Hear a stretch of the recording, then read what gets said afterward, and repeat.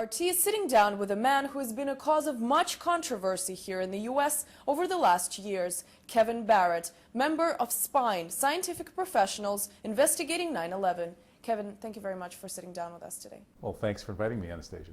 First off, can you summarize for us your take on what happened on September 11th? Well, it was clearly a false flag operation. 19 Muslim so-called hijackers and Osama bin Laden, a guy on dialysis in a cave in Afghanistan, were blamed for it. But let's face it, those guys didn't have the kind of access that would have allowed them to take down the World Trade Center in a controlled demolition using ultra high-tech nanothermite explosives. So this was a false flag operation designed to demonize Arabs and Muslims and to launch pre-planned wars in Iraq, Afghanistan, and possibly elsewhere. What about evidence? The evidence is overwhelming. People who aren't familiar with it should start by Googling WTC-7. The controlled demolition of Building 7 at about 5:20 in the afternoon on 9/11 is the smoking gun of 9/11. This 47-story, robust, super strong high-rise was taken down straight into its footprint at free fall speed, and there was a countdown to demolition that went out over police radio. There was vaporized and melted steel found. The New York Times reported that the steel from the beams in Building 7 had been vaporized. There's the owner, Larry Silverstein, who bought the World Trade Center 3 months before 9/11, immediately doubled the insurance and has walked off with what looks like nearly $20 billion profit on his $20 million investment in the World Trade Center, confessed to the controlled demolition of Building 7 on national television, on a PBS special. So people should investigate Building 7. Once you look into Building 7, you'll see that the official story of what happened on 9/11 is false. Who gathered this evidence? Well, evidence has been gathered by all sorts of researchers as well as journalists. One of the main tasks in 9/11 research is just collating the numerous mainstream media stories on this that contradict each other and contradict the official story. It's utterly ridiculous. Would you claim it was an inside job? Of course. Explain why.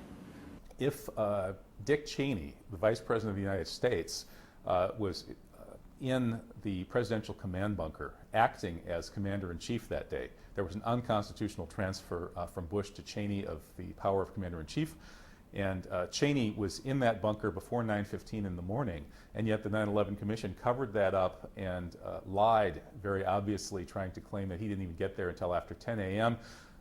That and all sorts of other evidence, including Cheney ordering an apparent stand down, ordering the Air Force not to interfere with whatever it was that was coming at the Pentagon, show us that Dick Cheney was almost certainly involved in the 9/11 attack.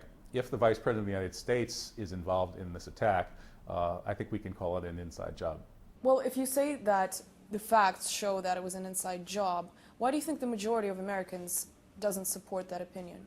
Well, it may be the majority, but it's not really an overwhelming majority. A Scripps poll a couple of years ago showed that 36% of the American people believe that it's likely that 9/11 was an inside job designed to launch wars in the Middle East. So that leaves us with, 64% that don't think that. And yet other polls have showed that as many as 80% say that there's something fishy about the official story. So it's really a much debated issue. It's not the kind of unanimous acceptance of the official story that the mainstream media would like you to believe. But why haven't the American people figured this out unanimously? Why haven't we managed to change the history books and get the mainstream media to report it right? I think the answer is that 9/11 was a psychological warfare operation. It's an example of trauma-based mind control. This is a kind of mind control developed by the CIA and other intelligence agencies that inflicts massive trauma on people and uses that trauma to essentially control their psyche.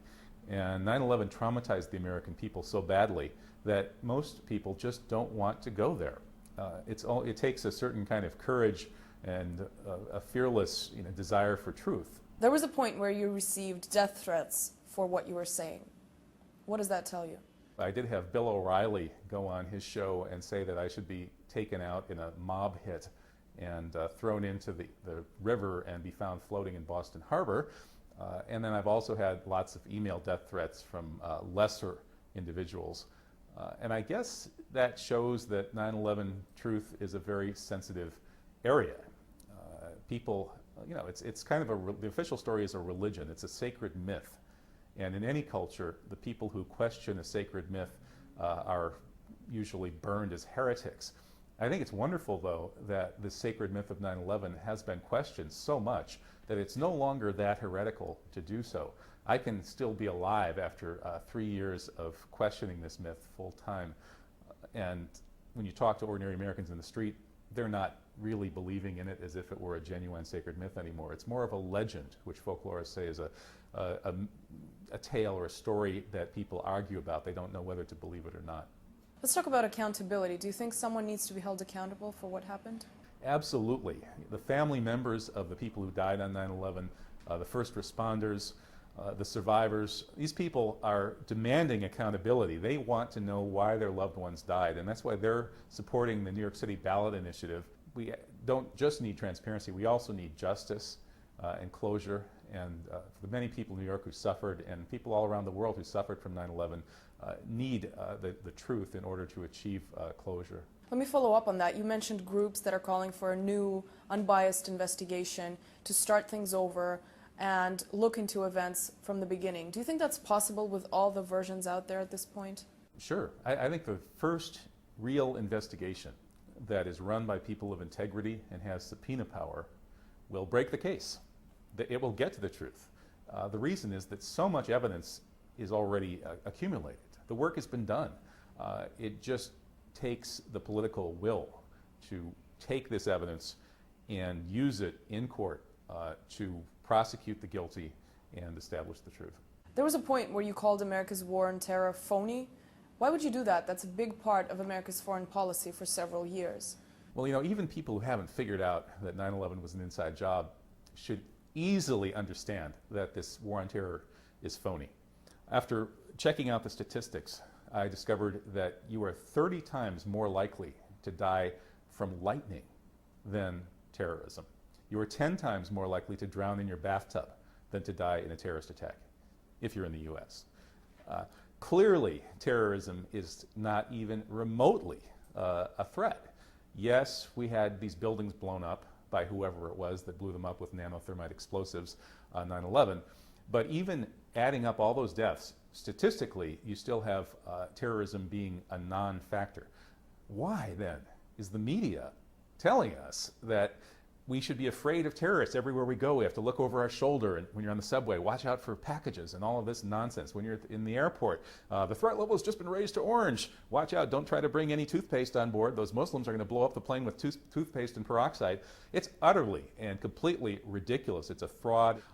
And whether or not you think that 9/11 was an inside job, if you sit down for 10 seconds and think about, you know, is this really a danger? Of course not. Then why is the media telling us it is? You'll see that it is completely phony. You used to be a university professor, and then you had trouble being rehired because of your beliefs. A similar story is happening with Van Jones. What are your comments on that? What's your take on what's going on? Well, I wish Van Jones had done what I did. When they came after me, I just gave it right back to them and spoke the truth. I'm sure Van Jones realizes full well that the official story of 9/11 is hogwash. So why won't he just say it? I guess he has more to lose than I had, but you know, I was right at the beginning of an academic career, and I've put my academic career on hold. I can't get hired anywhere now. Had Van Jones had the guts to stand by his guns and say, yes, I'm proud that I signed that petition and we still don't have the truth about 9/11, he would have used his moment in the limelight in a much more productive way. So I'm disappointed that he backed off, and I hope he'll change his mind on that at some point. Could it be that people who speculate about the events of 9/11, in a sense, are just basically trying to get publicity and not really investigate and look into the issue? Well, no, I don't think that's true. I think we are trying to get publicity, and the reason for that is that all of the volumes and volumes of information that contradict the official story have been blacked out from the U.S. mainstream media. So then we say, well, how can we manage to get some of this information into the mainstream media? To do that, we have to come up with publicity ideas, publicity stunts sometimes, if you will. But we're not doing this just to get publicity. Why would I want this kind of publicity? You know, why would I want O'Reilly giving me death threats and being drummed out of academia. I can't get a job. I'm about to file for bankruptcy. This kind of publicity isn't really doing me personally any good at all. But if I don't do it, I couldn't live with myself. So would you say because of your beliefs, your life has been affected in a negative way? Overall, I wouldn't change anything if I could do it again. 9/11 Truth Movement people, by and large, are some of the best people you'll ever meet. They're people with courage. They're people with unusually high intelligence. And if they end up throwing us in FEMA camps, at least I'll be on the side of the barbed wire with the interesting people, the kind of people that I would like to talk to and be friends with. Why do people from the Truth Movement keep getting called psychotic and all other names for what they believe? Well, that's because they don't have any evidence to try to disprove what we say. So rather than arguing the evidence with us, they have to attack the messenger. And then they say, you're crazy. What kind of argument is that? Kevin Barrett, thank you for your time with us today. Thank you so much, Anastasia. Insulting my intelligence. Oh, how these people judge. Screwed in 7 terrorism. Was not no thermite terrorism. Screwed in 7 terrorism. Was not no thermite terrorism. And the Twin Towers fell and it was controlled demolition. There was no terrorism. It's not that.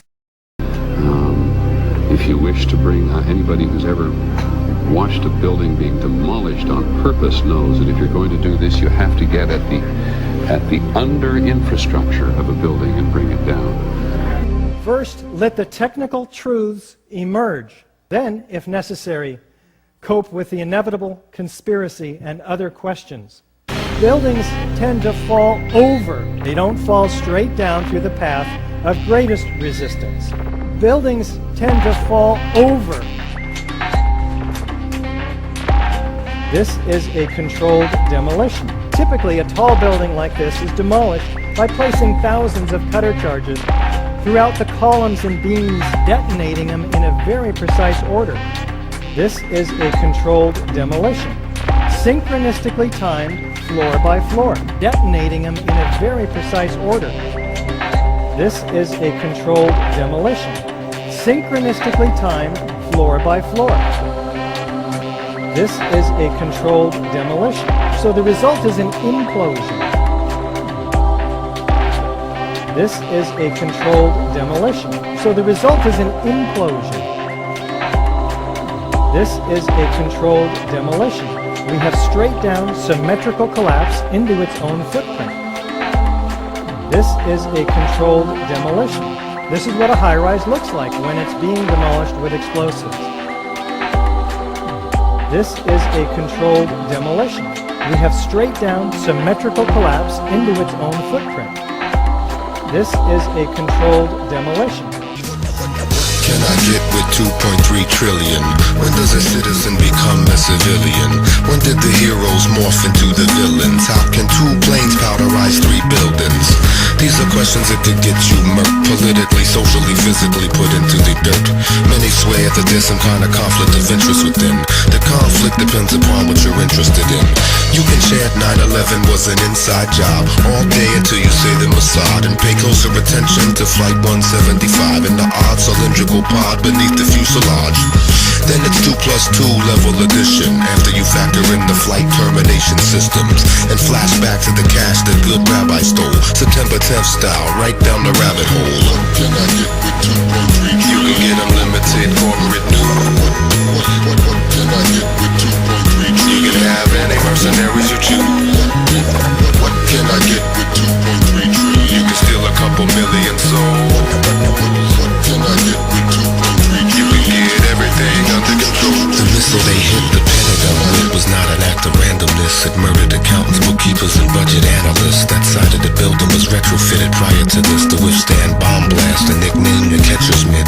If that don't give you some kind of clue why they blew the mortar, you should probably take some medication for your new disorder. If buildings are burning, don't ever trust a news reporter with 267 stories of gruesome slaughter. Don't ever mention Dov Zakim and trillion stolen, much less missile-equipped Boeings even remote controlling. With System Planning Corporation International, the folks to see if you got some buildings you'd like to crash into. But that's impossible without the proper capital. That's why I'm asking you what you would do with unimaginable wealth. So much money you can't delve in it, enough to buy 5 presidents and 12 senates.